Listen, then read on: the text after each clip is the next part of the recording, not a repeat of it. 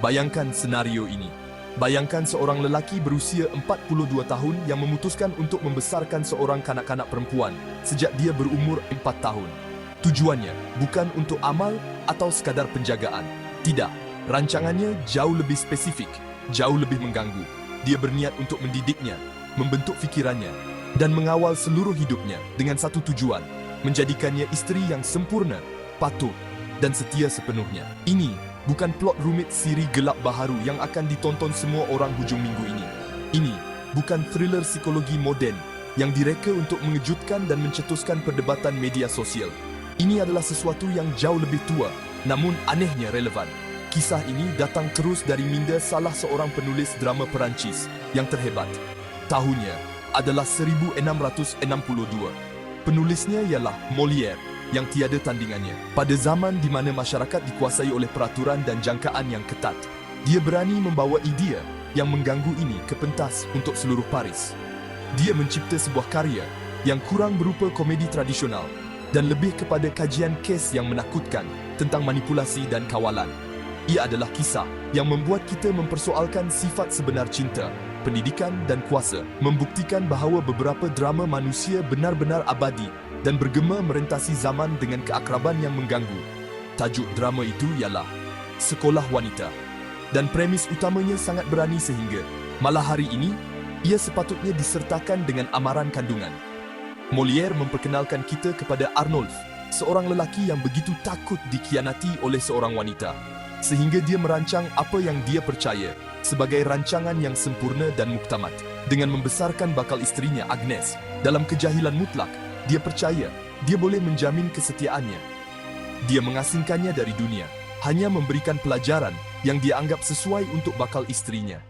Ini adalah eksperimen sosial dalam bentuknya yang paling mengganggu. Selamat datang ke perbincangan mendalam kami tentang sebuah klasik yang jauh lebih kompleks dan secara terang-terangan jauh lebih kucar-kacir daripada apa yang pernah anda diberitahu dalam kelas sastera sekolah. Kita akan membedah karya agung abad ke-17 ini seolah-olah ia adalah sensasi viral terkini. Lupakan seketika analisis sejarah yang membosankan. Kita akan melihatnya melalui lensa moden, meneroka tema-temanya yang mengejutkan dengan tenaga yang sama seperti yang kita gunakan untuk membincangkan penamat musim yang mendebarkan. Kerana pada dasarnya, drama ini adalah pandangan yang mentah dan kuat tentang sifat manusia yang kelihatan lebih relevan daripada sebelumnya.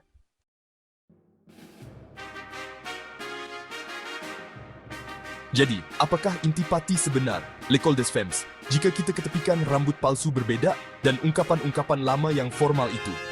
Ia adalah letusan obsesi, keikhlasan dan pemberontakan.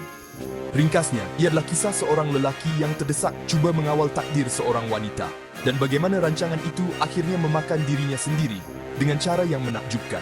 Ia adalah pertembungan antara perancangan rapi dan kekuatan kasih sayang manusia yang tidak dapat dihalang. Arnolphe membina kubu kejahilan di sekeliling Agnes, tetapi dia terlupa satu butiran kecil yang tidak dijangka, cinta. Dan disinilah drama sebenar bermula, mencetuskan siri peristiwa yang lucu dan sangat bermakna. Ini bukan sekadar kisah baik lawan jahat. Molière terlalu licik untuk perkara sebegitu. Dia bijak menggabungkan komedi dan tragedi, membuat kita ketawa melihat rancangan Arnolphe yang tidak masuk akal, walaupun motifnya membuat kita sedikit tidak selesa. Komedi ini adalah pandangan yang cemerlang tentang ketoksikan lelaki, jauh sebelum istilah itu wujud. Ia menunjukkan betapa rapuhnya ego seorang lelaki apabila ia berdasarkan keinginan untuk mengawal dan ketakutan bahawa wanita mempunyai pemikiran sendiri. Ia adalah kisah seorang lelaki yang ingin memprogramkan manusia seperti mesin, hanya untuk mengetahui bahawa hati manusia mempunyai kehendaknya sendiri. Dan kemudian ada elemen karma yang menarik. Molière tidak membiarkan watak utamanya terlepas begitu sahaja. Oh, tidak. Dia memastikan setiap strategi Arnolphe yang dirancang dengan begitu teliti digunakan terhadapnya dengan cara yang paling ironis dan memalukan. Alat yang digunakannya untuk memastikan Agnes dalam kejahilan menjadi alat kehancurannya sendiri. Ia adalah tontonan keadilan puitis, dihidangkan sejuk dan dengan banyak cemuhan awam. Komedi ini adalah pengajaran yang hebat tentang bagaimana keinginan terdesak untuk mengawal sepenuhnya akhirnya membawa kepada kehilangan kawalan yang menyeluruh. Ia adalah pengajaran yang masih relevan sehingga hari ini. Sebelum kita mendalami butiran plot, mari kita sediakan landasan untuk perbincangan. Kisah ini seharusnya membuat anda berfikir dan merasai emosi. Ia menimbulkan soalan asas yang sama pentingnya pada tahun 2025, seperti pada tahun 1662.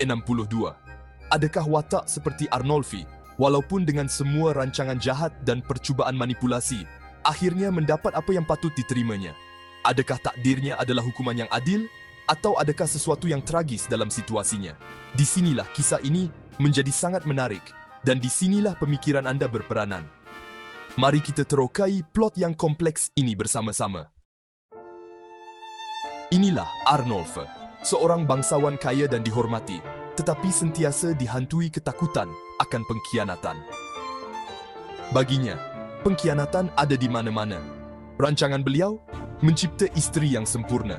Beliau mengambil Agnes, membesarkannya dalam kejahilan, dan membentuknya seperti patung.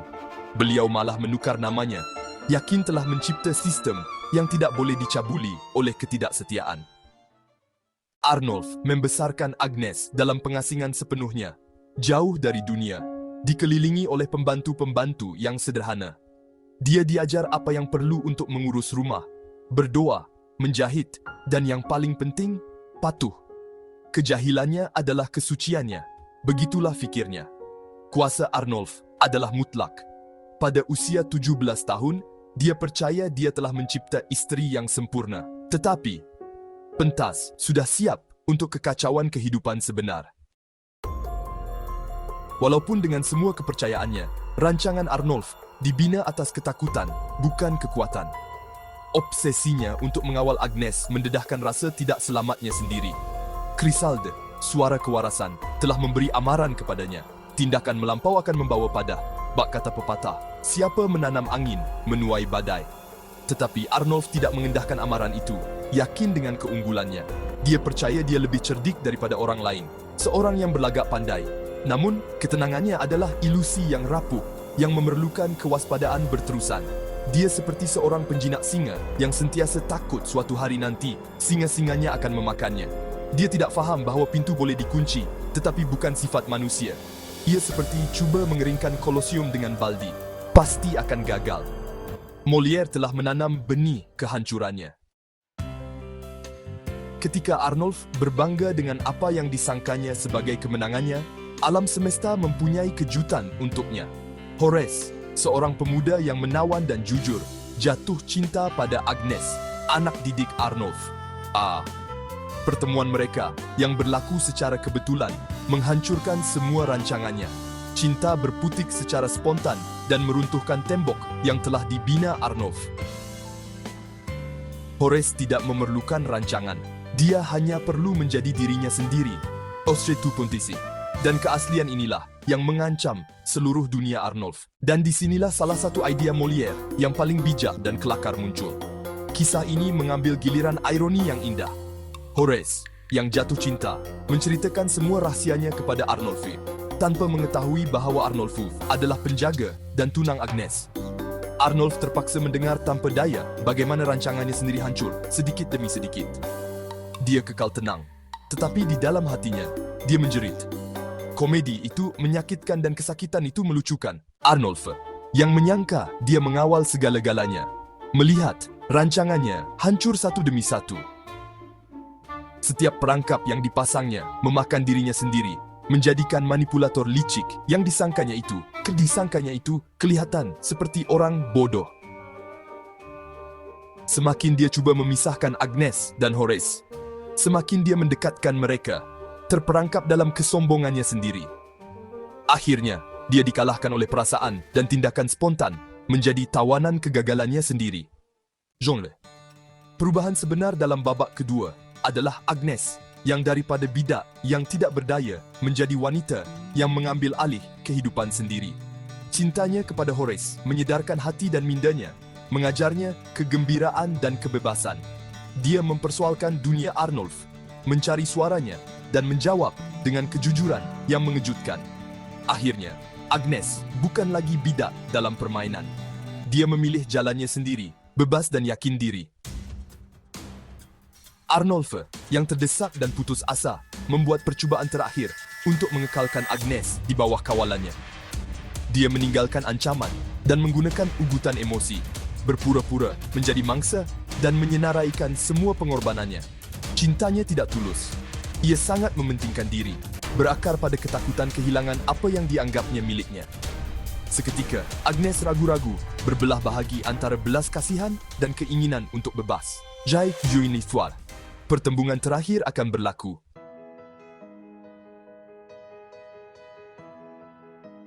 Saat Arnolphe menyangka dia sudah menang, Agnes mengejutkan dia dan kita semua. Dia sudah berfikir, dia sudah merasa, dan yang paling penting, dia sudah menulis. Dia mengeluarkan sepucuk surat untuk Horace, dan kerana Arnolphe berkeras, dia membacanya dengan kuat.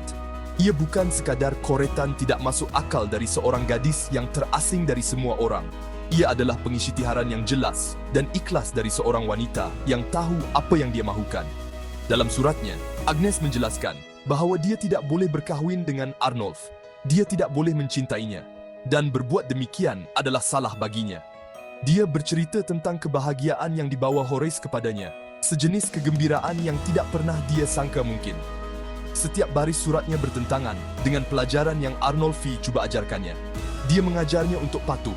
Dia belajar untuk memilih. Dia mengajarnya untuk menjadi jahil. Dia menemui kebijaksanaan dengan membaca kata-katanya dengan kuat. Agnes menunjukkan bahawa dia adalah tuan kepada dirinya sendiri.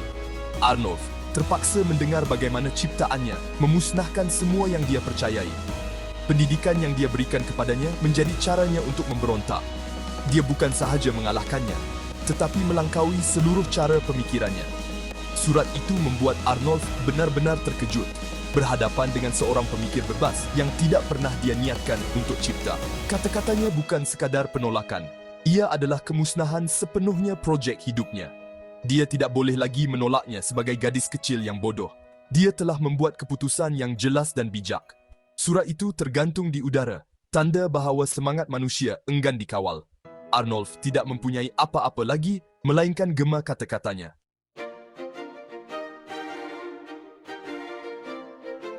Tepat ketika semuanya menjadi sangat mendebarkan, Molière mengeluarkan sentuhan klasik, Deus Ex Machina. Chrysalde muncul untuk menenangkan keadaan, tetapi kejutan sebenar datang apabila Horace muncul. Dia adalah bapa Horace, dan dengar ini, break time 0.25. Dia juga bapa Agnes yang hilang. Sungguh satu kejutan. Bertahun-tahun yang lalu, Horace telah menyerahkan anak perempuannya kepada seorang petani. Anak perempuan itu adalah Agnes, yang dibesarkan oleh Arnolphe tanpa pengetahuannya. Kini, Horace telah kembali, bersedia untuk mengambil semula anak perempuannya dan mengumumkan rancangan perkahwinannya. Lelaki itu, Horace, sudah tentu. Cinta antara Agnes dan Horace tiba-tiba disahkan oleh takdir dan keluarga. Rancangan Arnolphe selama berdekat-dekat telah musnah dengan satu sentuhan takdir. Dia tidak pernah mempunyai hak ke atas Agnes. Kini penyatuan mereka diberkati oleh cinta dan kuasa. Arnolphe, yang pernah percaya dia mengawal nasib Agnes, kini hanyalah penonton yang tidak berdaya. Konflik itu selesai serta-merta. Break. Horace dan Agnes bersama dengan persetujuan semua. Sesetengah mungkin menganggapnya sebagai jalan pintas naratif, tetapi ia adalah bukti yang jelas betapa tidak bergunanya Arnolphe. Alam dan masyarakat bersatu untuk mengalahkannya dengan cara yang menakjubkan dan muktamat.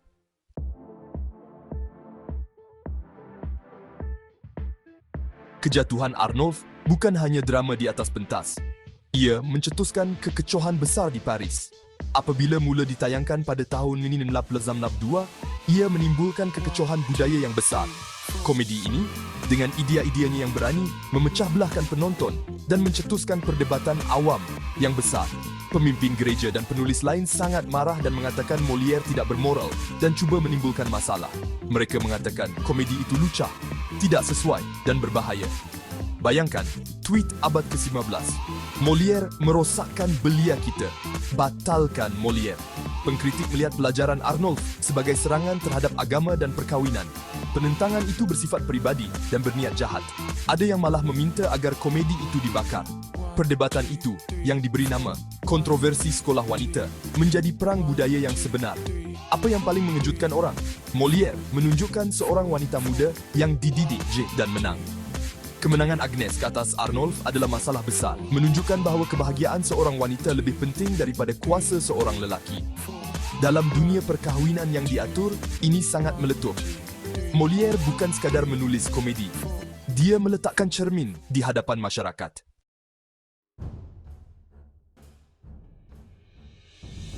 Jadi, bagaimana Molière menyikapi semua kekecohan ini?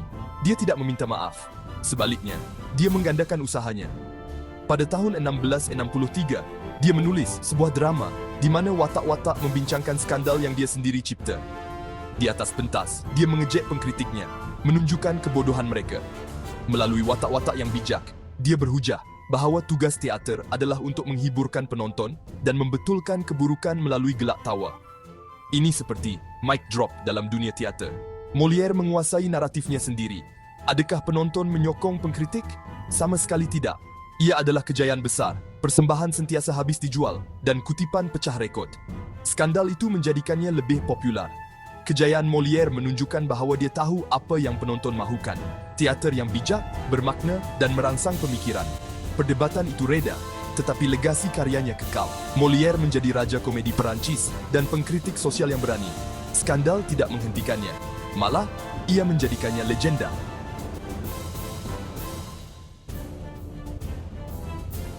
Jadi, apakah mesej sebenar Molière? Kalau kita buang semua topeng, kita akan jumpa cerita yang sangat moden. Molière bukan saja menulis untuk hiburkan orang. Dia cabar masyarakat masa itu dan mesej dia masih relevan sampai sekarang. Komedi ini adalah kritikan yang tak lapuk dek zaman tentang betapa sia-sianya nak kawal semua benda, terutama hati manusia. Arnulf adalah contoh terbaik lelaki yang toksik. Dia takut hilang kuasa dia. Rancangan dia nak cipta isteri sempurna tu datang dari rasa takut, bukan cinta. Molière tunjuk yang cara berfikir macam ni salah dari segi moral dan, lucunya, tak berkesan langsung. Makin Arnulf cuba kawal Agnes, makin dia musnahkan diri sendiri. Perjalanan Agnes menuju kebebasan adalah inti sebenar komedi ini. Satu pujian kepada kebebasan dan hak untuk pilih kebahagiaan sendiri. Kehebatan Molière terletak pada cara dia balut drama serius ni dalam komedi. Memastik mesej, dia kekeliut. Imodi, perdi sama propre dunia. G. Molière ingatkan kita supaya janganlah terlalu bongkak untuk kawal hidup orang lain.